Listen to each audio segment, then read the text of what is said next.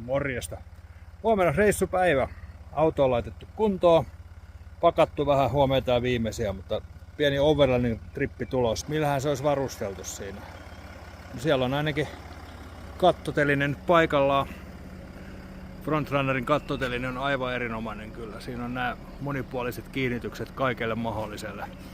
Eli siellä on säilytyslaatikko mahtuu tonne yksi kappale. Olisi mahtunut kaksi, mutta sitten mulla on täällä polttoaine lisäsäiliö lämpärille, vesisäiliö 20 litraa vettä.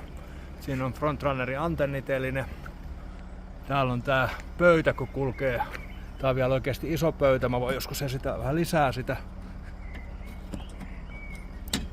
Tosta se lähtee auki. Noin. Ja sitten pöytä vaan vedetään täältä ulos.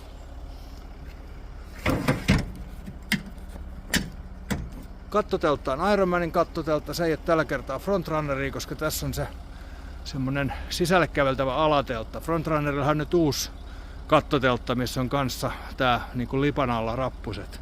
Meillä on koiran takia pitää olla semmonen alateltta, mikä ei ole niinku, mikä on samassa käynnissä kuin ne tikkaat, niin siksi ollaan valittu tähän tämmönen. Ja tällä puolella meillä on markiisi. Markiisi on pikakiinnikkeillä täällä.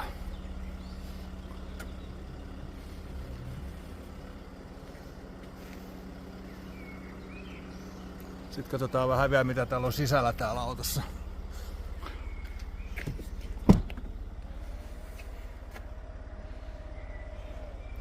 Kaikkea tavaraa tulee paljon mukaan.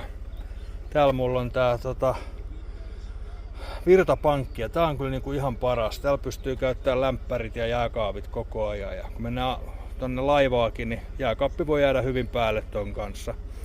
Jääkaappi on tää mun ikiystävä Raptorin tää iso 50 litran kaappi ja tää on kyllä ihan niinku hintalaatuisuudeltaan. Täällä on se Epcoin kompressori, että se on tosi laadukas. Sillä pystyy vaikka pakastaa jos haluaa ja se on kuin junavessa, se toimii aina. Sitten täällä on nää Frontrunnerin penkkisarja. Nää menee ihan superpieneen tilaa. Tässä on oikeasti kaksi tosi mukavaa retkijakkaraa tän kokoisessa. Sitten katsotaan lisää. Ja täällä mulla on näitä Wolfpackeja 3 kappaletta. Nää olisi kiva saada tänne katolle, mutta kun siellä on toi teltta, niin ei sinne pysty laittamaan enempää. Ja täällä meillä on kaikki retkikamat, ruokakamat, leirikamat. Ja sitten tuossa alhaalla näkyy vielä tuo Ironmanin kattoteltan se alateltta. Ja totta kai turvakengät pitää olla aina mukana, se on tärkeää. Mut joo, huomenna lähdetään reissuun ja hyvä siitä tulee. Ei muuta kuin pistetään jossain